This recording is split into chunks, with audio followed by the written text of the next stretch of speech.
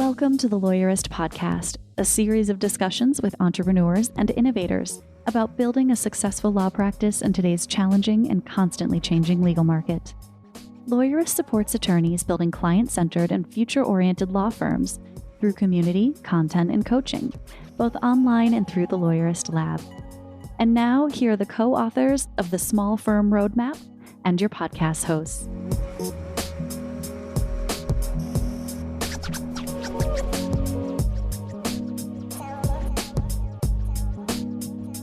Hi, I'm Zach Glazer. And I'm Stephanie Everett, and this is episode 349 of the Lawyerist Podcast, part of the Legal Talk Network. In today's episode, I'm talking with Sandra Sucher about the importance of building trust to grow and sustain your business. Today's podcast is brought to you by Lex Reception, Text Expander, Litera, and Rankings.io. We wouldn't be able to do this show without their support, so stay tuned, and we'll tell you more about them later on. So Zach, in today's episode, I'm talking with Sandra about trust, and I think where everyone's mind immediately goes is, oh great, here come the trust falls in the woods. Luckily, that is not at all what we ended up talking about. Actually, it ended up being a super fascinating conversation. I'm excited for everyone to hear. But I was thinking about this, and you and I have been working together now for, I think, around 15 months, believe it or not, right? Yeah. And yet we have not met in person. No, you have no idea that I'm, 6'8", and I haven't met anybody at Lawyerist in person. And by the way, I'm not 6'8", nowhere near 6'8". Okay.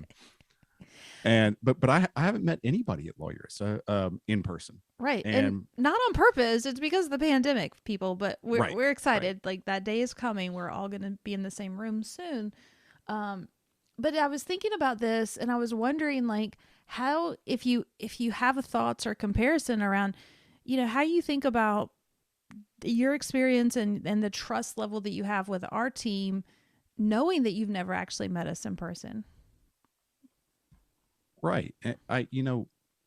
This makes me think of kind of in-person court experiences a lot of times. A lot of people like to do depositions or, they like to make sure they're asking questions in person because they feel like there's a connection. They feel like there's something about being physically located near somebody. And I don't think that's necessarily the case with building trust, building a rapport, starting to building a relationship with somebody, but you do have to be deliberate. You do have to be thoughtful about how you do this. You can't just kind of skirt over the fact that you're not getting into kind of a deep level connection with somebody just because you're next to them. I think we've all had plenty of friends that we've been in the same physical location with for an extended period of time. And at the end of the day, you don't really have a real connection. You don't really have a lot of trust with them because you didn't deliberately get into, what things are of interest to you. What are the names of your kids? Why did you name your child that? And things like that. I think you can have those sorts of conversations and connections with people online very easily. Yeah, I mean, it occurs to me that if we're just hanging out having a beverage, it's easy to just kind of banter, right? Banter about the environment we're in or what's happening, or I don't know. I've never really thought about it, but it occurs to me like conversations just sort of naturally happen. And when we're online, we have our team lunches, we play games and we do things, but we also have intentional questions. We have to make an effort to get to know each other and find out about each other's lives because we don't have those opportunities to just have coffee banter about, whatever it is. Right. And I think that's, instead of thinking about that as a disadvantage to being virtual, I think it's an advantage. It's, me being in the tech area, the legal tech area, and the reviews and the things of that nature at Lawyerist, I would probably in a physical location tend toward being around certain people more, but we don't have that here, and I feel way more connected with people that are not in my quote unquote department than I think I would if we were in an office building together. Yeah. And, I hear so many people say, oh, I just want my team to be in the office with me. And now, as I'm thinking about this and in the conversation I had with Sandra, I think it's because they think that that's where that trust is easier to build, right? Like, Right. oh, I can see what they're doing. I know what they're doing. And so I can more easily trust them. I think being remote takes more effort. Like, you have to be a little bit more intentional, but you still can build that trust. It just happens differently. Right. And I think that when you are intentional about it, which to be clear, I think you have to be intentional about it when you're in person as well. We just don't. Yeah, I think We you're think right. we are. Yeah. We think we're building trust because we're physically in front of somebody. We can see their facial reactions, we can see their body language, and people have developed ways of communicating that way. Communicating that, and it's whether good, bad, indifferent, right, wrong. But we still need to be deliberate about these things when we're in person. We still need to have community time or time that people can get to know each other.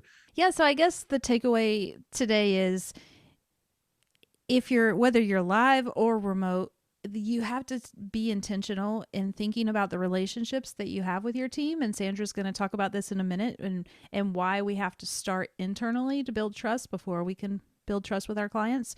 And I think it's those intentional interactions that we have with team members. And it could be as simple as some questions to get to know them. Like, it doesn't have to be hard. You just need to do it. No, what's your favorite color? What's your favorite food? I think people learned that I'm obsessed with nachos probably day -1 Yes. because we asked that question. Yeah.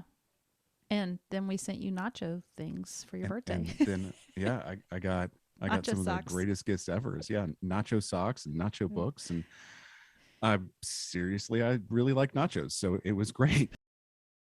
Hey, y'all. It's Zach, the legal tech advisor here at Lawyerist. And today I'm joined by Bree Swanson, the operations leader at Lex Reception. Now, Lex Reception, as you can imagine, is a virtual receptionist service for the legal field. Bree, thanks for joining me today. Hi, Zach. Super glad to be here. So I guess my first question is pretty basic, but really important. I think a lot of people don't know when they need a virtual receptionist. How do they know when they need to outsource their receptionists? Well, I'm going to pull a Simon Sinek on you and say that we should start with the why. Start with the goal, start with the problem to solve, if there is one. And some of the things that I like to think through is this something that you're even familiar with? Do any of your attorney friends have this, or have you called potentially competitors and maybe they have something set up similar? So if this is on your radar at all, I would wonder, are you genuinely missing calls and potential new clients, opportunities? If so, absolutely, let's have a conversation. But also something that we hear a lot of, and it might be very valid for you, is, are you able to put down your phone? Have you been thinking about a vacation? You're spending more time with your kiddos, those type of things where maybe the phone is ringing more. So those are all kind of good things to think around while looking at the next step or potentially doing some research on specific legal answering service. As I would recommend, if you are a lawyer, assuming everyone is here, at least in that field, look at a legal specific. Right. The smaller, I always recommend smaller if possible, but the ones that actually do legal training and those type of things. And if I'm looking to kind of set my phone down, I can make this look how I want to make it look. We can expand, we can contract, we can add services and whatnot in order to get a vacation or a day off or a little bit of breathing room, right? Absolutely. And those are, I hear so many stories. Those are my favorite ones. Of course, I love the ones that's Lex team is great and the service rocks, of course, but it's really the ones that stick with me the most are the personal stories that we hear from our clients of, I was able to take my first vacation. I was able to volunteer as my kiddo's soccer coach. So there's one specifically that always sticks out to me. And our client was about to go on maternity leave, and she let us know.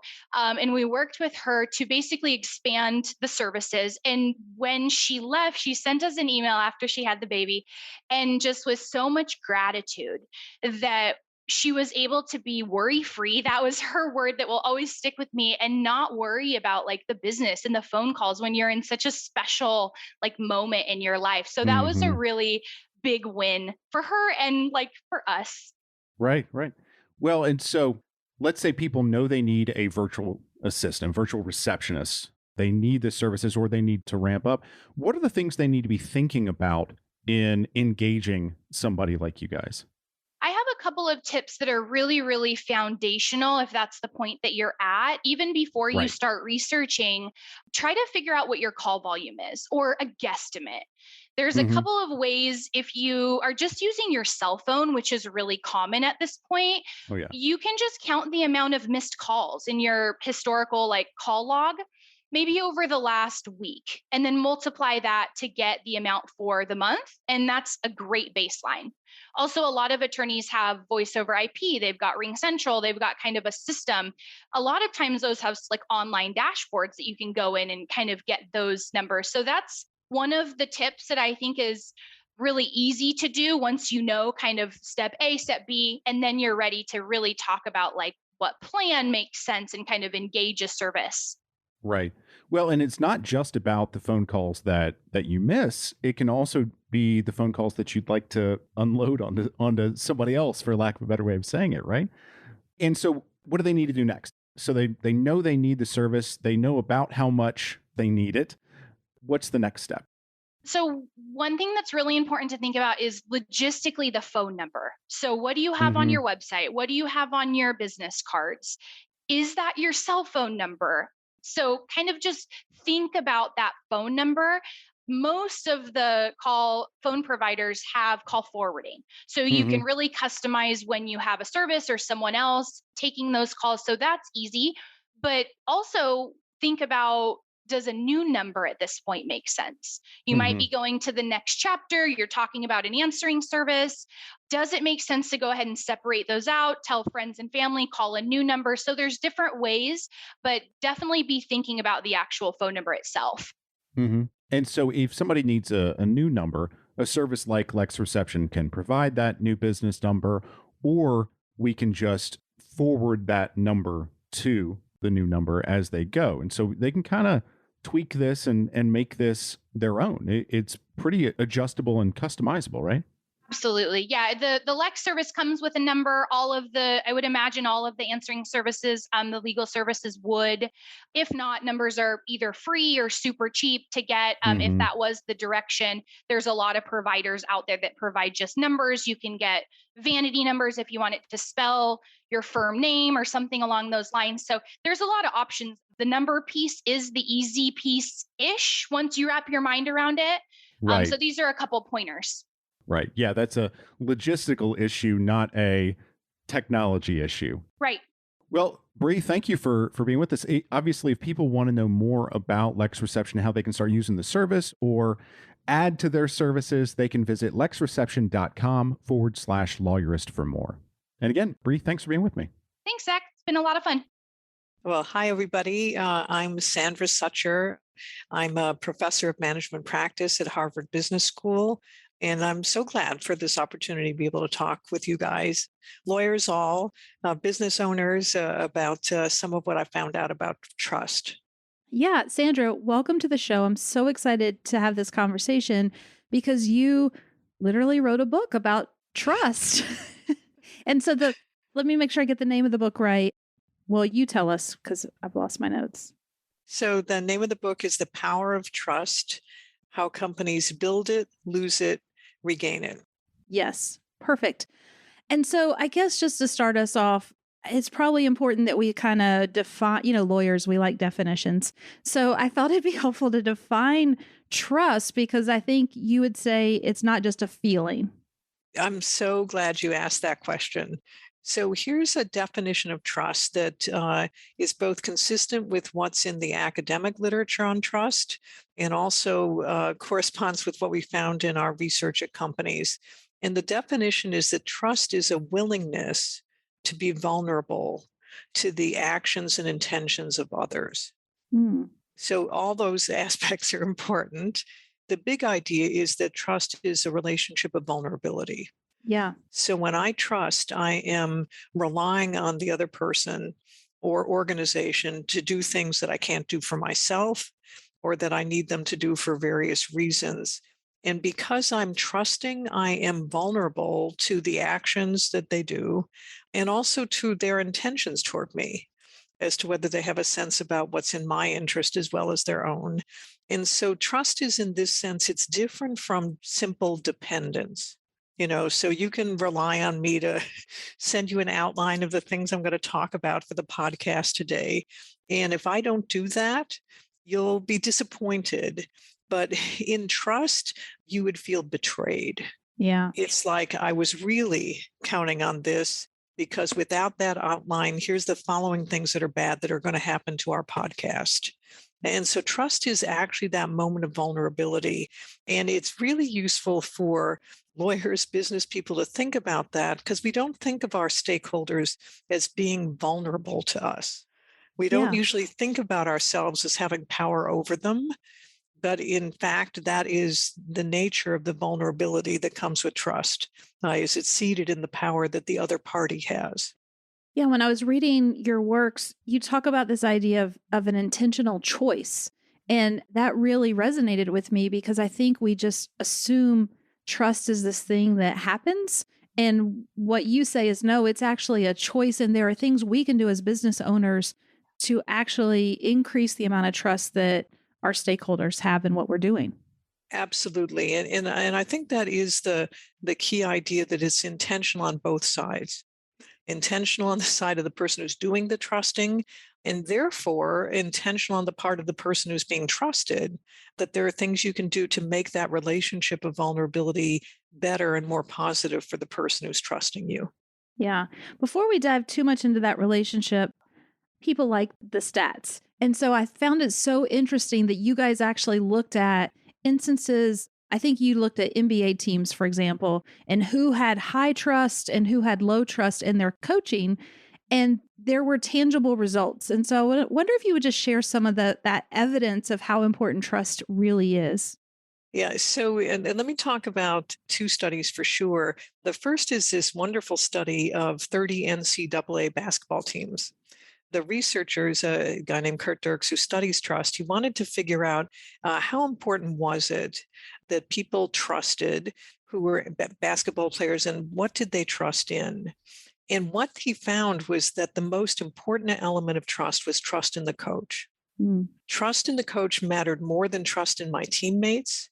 And it had a direct relationship to how many wins I made as a team or how few I made. And so the team with the highest level of trust in the coach actually won the championship, certainly won most of its games. And the team that had the least amount of trust won just 10% of its games. Yeah. So this relationship of trust is really powerful in a performance sense. That it really does make us better if we can act on trust. That also translated into economic returns. So there's a second study that we cite, and it's a study of 6,500 employees in Holiday Inns in the United States and Canada. The researchers were studying what mattered in terms of people's relationship to their managers. And they studied a number of different attributes of a way that a manager could be good. And what they found was that the increase in trust yielded a point, I'm going to get this right, a 1/8 point increase in a 1.5 scale in the manager. And what that yielded was a $250,000 revenue boost in the hotels where that was present. And what they found was of a whole variety of things that they looked at in terms of managerial effectiveness. Trust in the manager was the only one that actually had this revenue and therefore profit effect on what was going on. So from a business standpoint, There are many reasons why trust is important, and we know that it is. It's not just our intuition, there's data that says that it is. Right. And so then now that we know trust is this relationship of vulnerability, that it's, I think you would agree, it's a skill or maybe a set of skills that we can learn and improve. And so how do we even start to do that? Because now I'm like, yes, I'm in. What do I do to build trust? So there are two elements that I would suggest. The first is understanding a little bit more about how trust works. And then I'll talk about the basis on which people trust. Because if you understand that, then you can figure out what you're going to do about it. Perfect. So, but what we found in looking at many companies and how whether or not they're trusted is that there's a pattern to trust. So, in addition to being this relationship of vulnerability, trust is also actually a limited relationship. So, if I'm getting a COVID vaccine, what I'm trusting at that moment is that the vaccine works. I've been told about any secondary effects I need to worry about, but that's all I'm counting on that vaccine to do. Mm-hmm. I'm not looking at that vaccine to protect me against any other kinds of infection. And so, in that sense, and that's true, trust is earned and lost in individual interactions that are quite specific and focused. Now, as business people, that's actually sort of reassuring, right? Because if I'm always building and or losing trust, at least I know when it's happening. And it's happening in discrete interactions that I have with people who are trusting me. So that's one important principle of trust. And another one is that trust is in the eye of the beholder. Mm. So this is kind of, in a funny way, obvious. So again, if you think about vaccines and the debate going on in our country about their efficacy, it's very clear that there's no one standard that everyone can agree to as a reason why they trust. Right. And from a business standpoint, that means that you should expect diversity in the people's opinions who trust you, that it's not going to be on one thing and people aren't going to agree on that. And it's a kind of a stakeholder by stakeholder issue that you need to manage on an individual basis. So it's not like being one and done, I'm great at this stuff. It's like, how does this person versus that person view me and my work? And the last thing for people who have a practice or a business that's large enough to have an employee beyond just themselves is that we found that trust is built from the inside out. So we usually think about trust as kind of reputation management, outside in sort of an activity.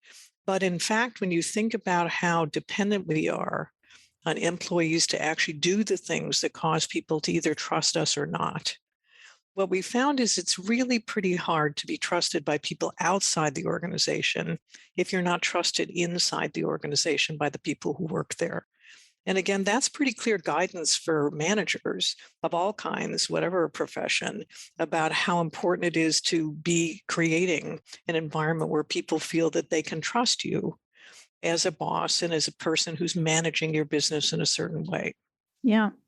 You say all that and it resonates and it makes sense, right? But I just don't think we always think about it in those terms so that we can be intentional about those relationships and about those communications. Because like I hear you say that around the vaccines and individual choice, and it makes me think as a business owner, this is where we have to tread lightly, right? Like if I as a company just come out and say, well, this is my policy, but I might not be attending to each individual team member and their feelings around it.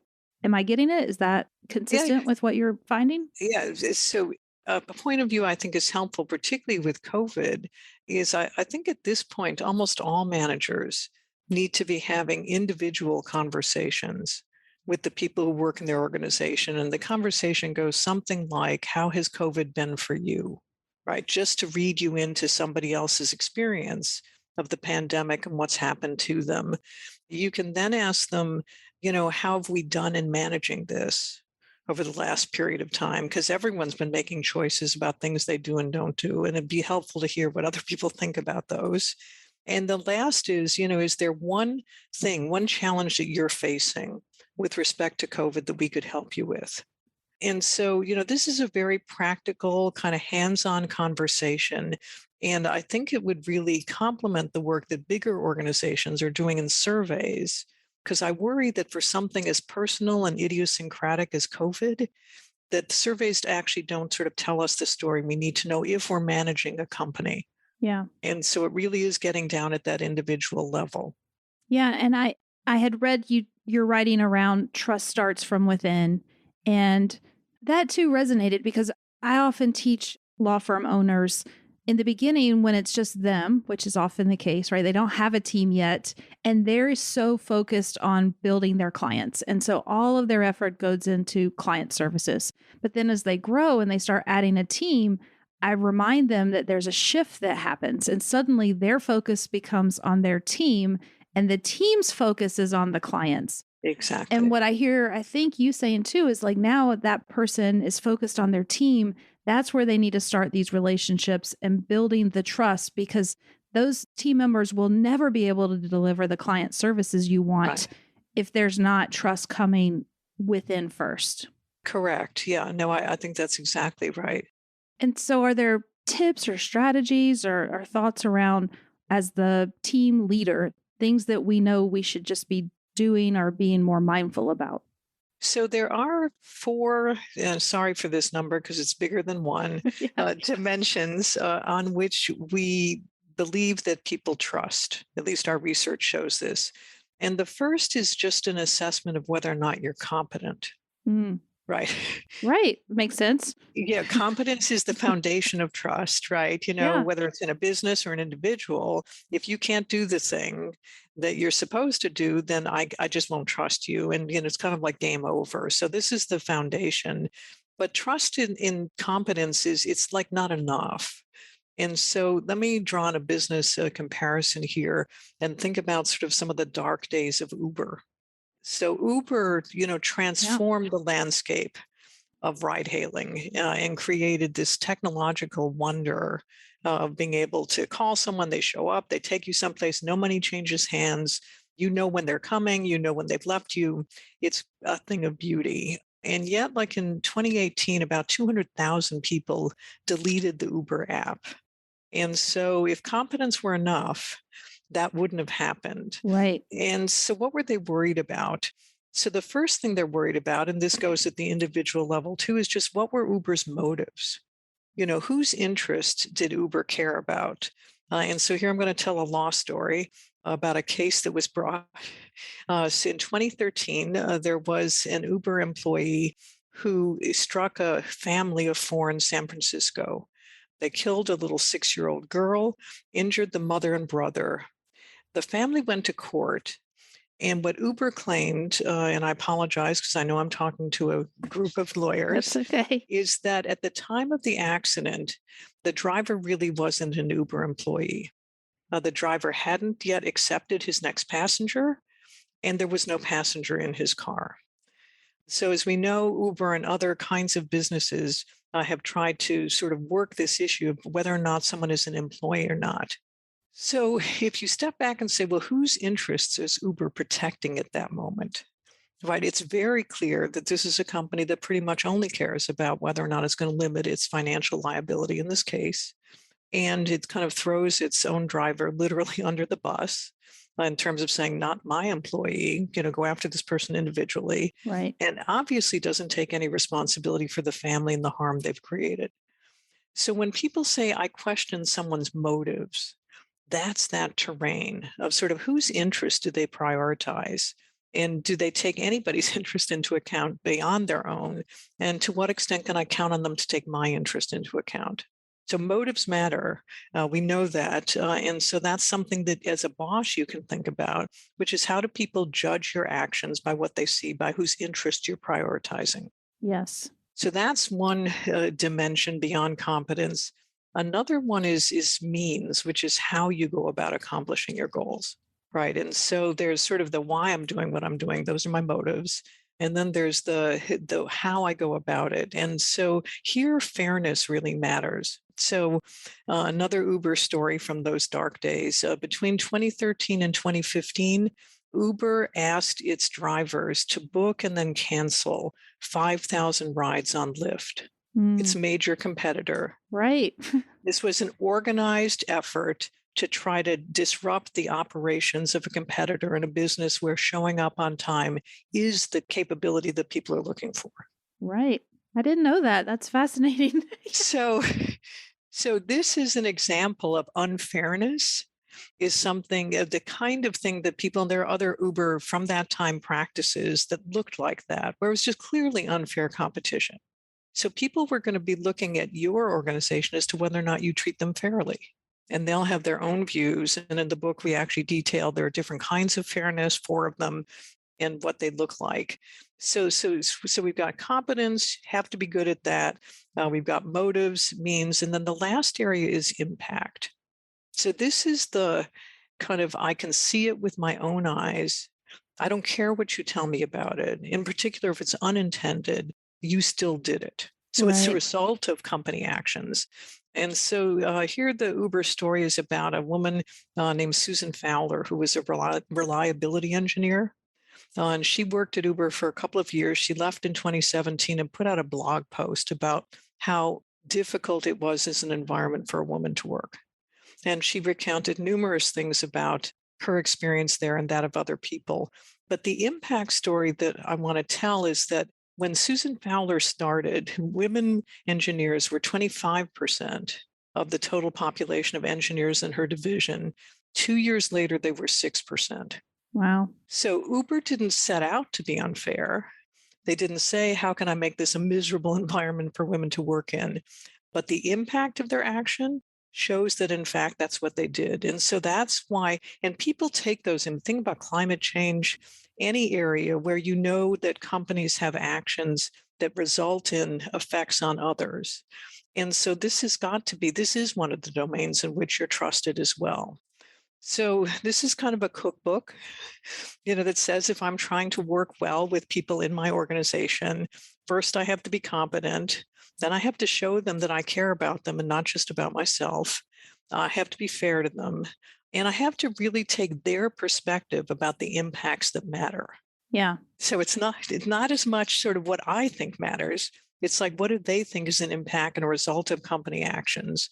And that's what they're going to be judging you on. So if you're a manager, this is a way of at least being able to parse the question of how you build trust and start to look at various components, each one of which you can work on. Yeah, no, it's helpful to have that framework because, again, I kind of start like where we started is this idea of trust. It's just a feeling. And what you've really done is broken it down for us and said, okay, here are some things that you should be thinking about as you're making decisions, as you're building your company, because it's so easy to just think about profitability or what's right in front of you. But you really need to take a step back. And you owe it to your stakeholders and to yourself in the long run if you want to do the right thing and think about these larger implications. So helpful.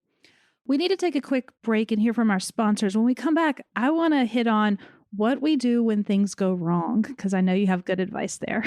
Okay, great. Thank you very much. Support for today's episode comes from Text Expander. Minimize effort, maximize productivity with Text Expander. Text Expander helps you work faster and smarter so you can focus your time on your most important work. Drive faster results in 3 steps. 1. Create. Make snippets of text for support responses, sales outreach, or even common emails to save them in Text Expander. 2. Trigger. Just type a few characters and watch the snippet automatically expand your text. You can add fill-in-the-blank or more complex functionality to customize your message. 3. Share. Share snippets across your organization. Your team can customize and insert the text in any app on Mac, Windows, Chrome, or iOS with a few keystrokes. Are you a startup looking to scale? Text Expander is here to help you on your journey. Check out Text Expander for Startups, a program that's specifically designed to help startup teams communicate more consistently, accurately, and efficiently. Show listeners get 20% off their first year. Visit textexpander.com/podcast to learn more about Text Expander. Support for today's episode comes from Rankings.io, helping hyper-competitive personal injury attorneys dominate first-page rankings through search engine optimization to become better recognized as the leading law firm in your metro. Rankings is solely focused on SEO for personal injury law firms. You'll work with an entire team of SEO specialists dedicated to helping clients dominate search results with unparalleled industry expertise. Rankings focuses on proof, not promises, by delivering results and never leaving their clients in the dark. You will receive monthly reports that give a full snapshot of where you stand as you watch your firm climb to the first page of Google and generate high-value leads. Most importantly, you'll be one of an elite few, Ranking's unrelenting conviction to be the best drives them to do everything to ensure the personal injury law firms working with them are dominating the search results. To see if you're a fit, visit rankings.io/lawyerist to get started. Today's podcast is brought to you by Latera. Delivering high-quality work on time and on budget is what matters most to your clients. Latera helps law firms maximize client retention rates, increase profit margins, and enhance lawyer happiness. In short, they simplify complex workflows by connecting legal teams to the data they need every day. The result? End-user happiness. Most of the world's largest law firms, boutique firms, and corporate legal departments trust Latera to help their legal teams manage all of their documents, deals, cases, and data. Are you ready to join them?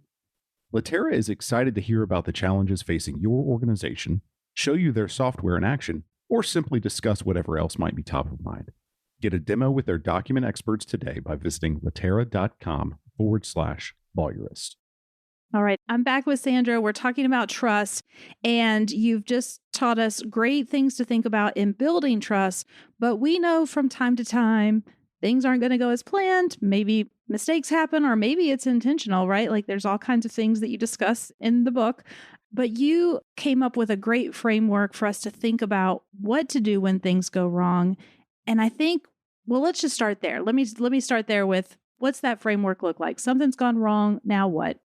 Right. So one of the things that was interesting was finding out that building trust is one process and recovering trust is another. So this is a piece of work unto itself, and you have to actually follow a different kind of a rubric for what matters. So it's a 3-step process. It's pretty straightforward. The first is you have to acknowledge responsibility and apologize. Yes, that's a hard one, right? Yeah, we'll talk a little bit more about the importance of apologies shortly, and because there's even a framework for that. And there's research on what makes an apology more effective versus less effective. So, but the first step of the recovery framework is to acknowledge and apologize. The second step is to hold people accountable. And this is hard. This is hard inside an organization. Smaller it gets, the harder and more personal it is. But, organizations are not democracies, and people expect the person more or less at the top to hold themselves accountable for a mistake that their firm has made. And then the third step is to actually do some work on fixing the underlying cause of the problem. Some things are just accidents. They happen, and you can just sort of say, we're going to figure out, was this such a rare event? It will never occur again. Most of the time, there are some underlying things that you need to worry about. And it's like doing a root cause analysis in any other kind of business where you step back and you say, okay, what was the trust breach here and what led to it? So there's an example from PwC. Yes. Yeah, which one year mixed up the Oscar envelopes. And if you're PwC, which by the way, at that point had a hashtag, which was probably wrong card. So you really don't want to be PwC at this moment. Literally the next morning, they had an apology up, and the apology said something to the effect of, oh my gosh, we're so sorry. Here are apologies to this person versus that person.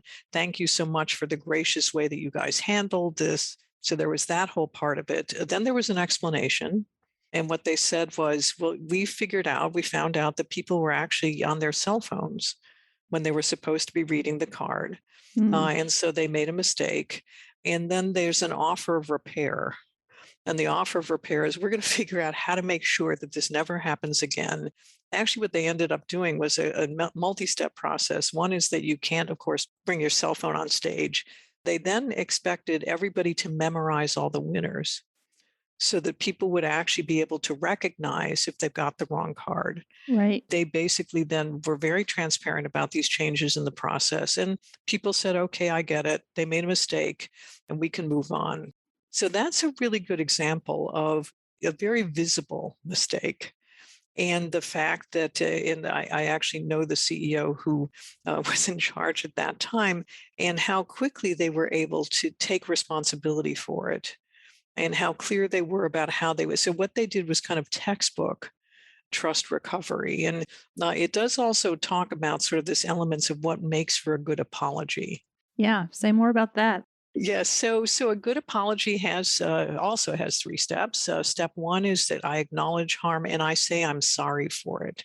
So it's not enough to just say mistakes were made.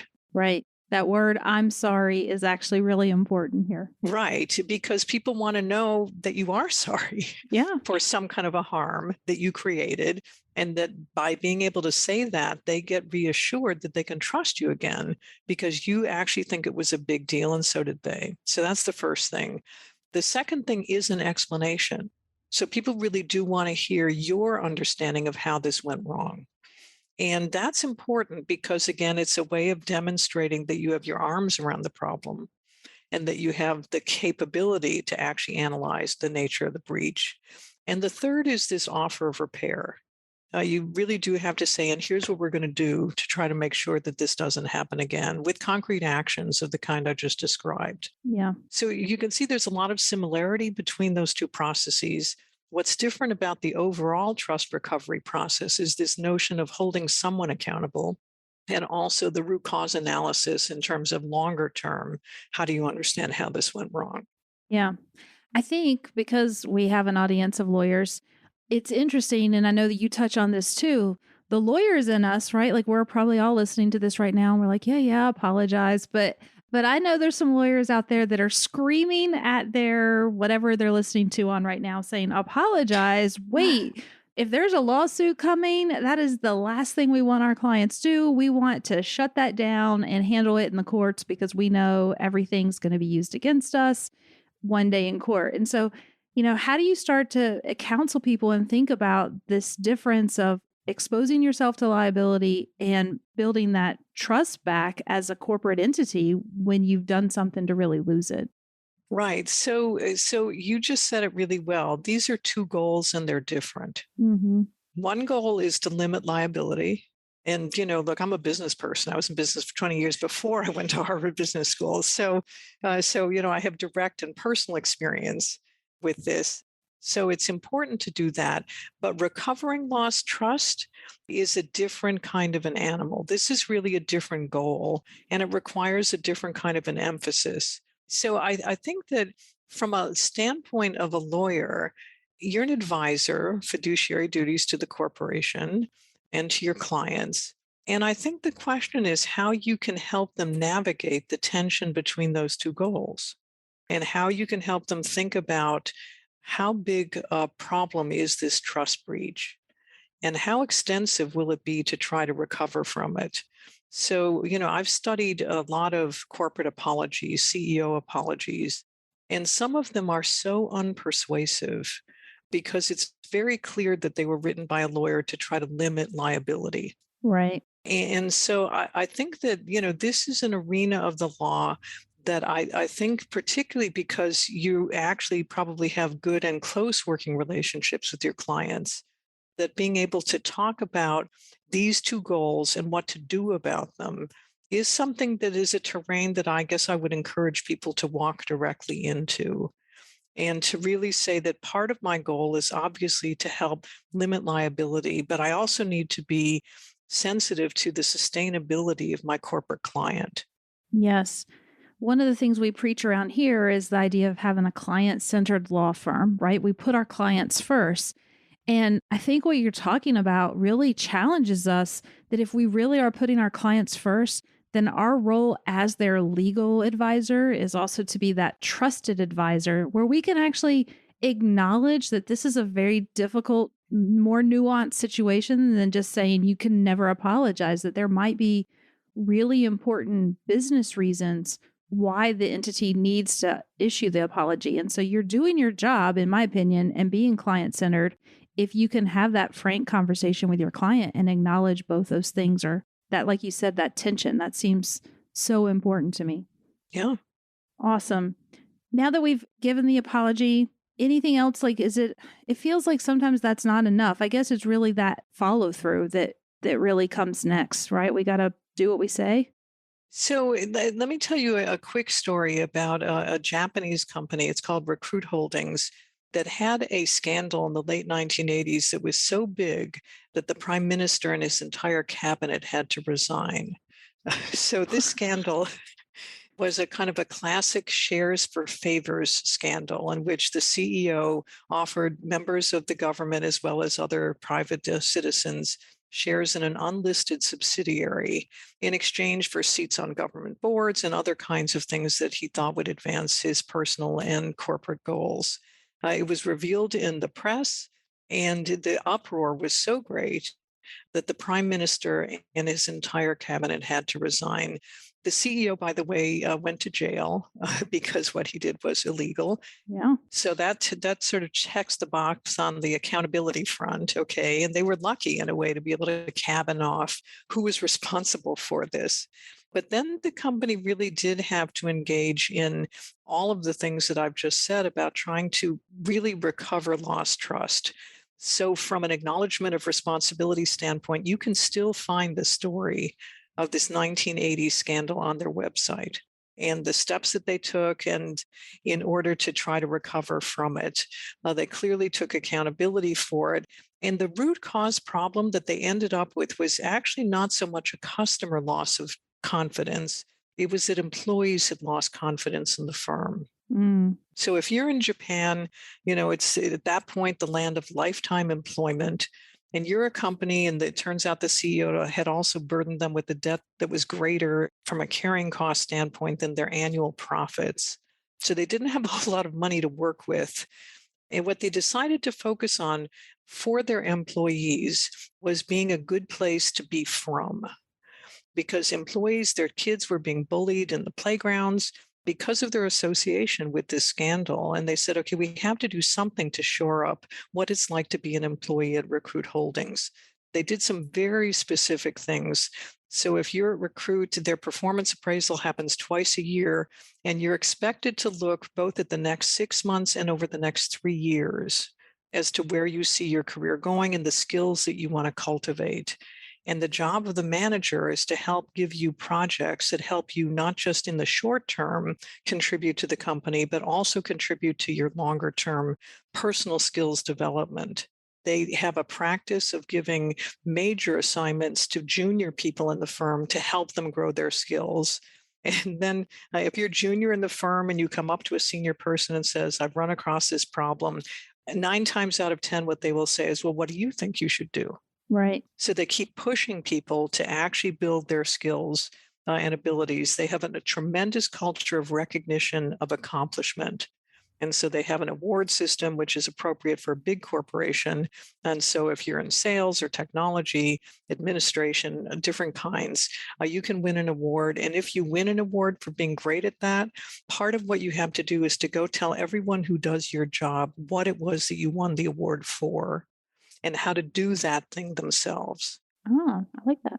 So the end of this is, it's now a mark of respect and prestige to have this company on your resume. They go even further. They actually give people a retirement bonus that starts after they've been there in the firm for 6 years. And then it can be renewed. And so they start active conversations with people about what their next step might be and how financially what they would be, given in order to help them do that. And that's because their theory is that they want to be a place that's good to work in and then good to leave. And they acknowledge the reality of the fact that people come in and out of organizations, and really focus on this question about how can we be a good place to be from. And I would think that in your line of work, that there are people for whom that also might be an attractive proposition. Yeah, for sure. I love that. And this has been so great. I think the way that your research really frames this idea of trust into something that's really tangible and useful. The book, The Power of Trust, How Companies Build It, Lose It, and Regain It, is great. There's so many live examples and examples that we know that I just found fascinating. It was exciting to kind of look at them from a new lens and remember the scandals and the things that companies had done. So I would encourage anyone that's listening to grab that book and check it out. And Sandra, thank you so much for being on with us today. Oh, it's entirely my pleasure. You're great to talk with. And I love this audience. I'm so glad to be able to talk with you guys. So thanks. The Lawyerist podcast is produced by Bailey Tiller and edited by Ryan Croft. Are you ready to implement the ideas we discussed here into your practice? Wondering what to do next? Here are your first 2 steps. First, if you haven't read the Small Firm Roadmap yet, grab the first chapter for free at lawyerist.com/book. Looking for help beyond the book?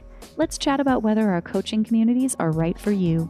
Head to lawyerist.com/community/lab to schedule a 15-minute call with our community manager. The views expressed by the participants are their own and not endorsed by the Legal Talk Network. Nothing said in this podcast is legal advice for you.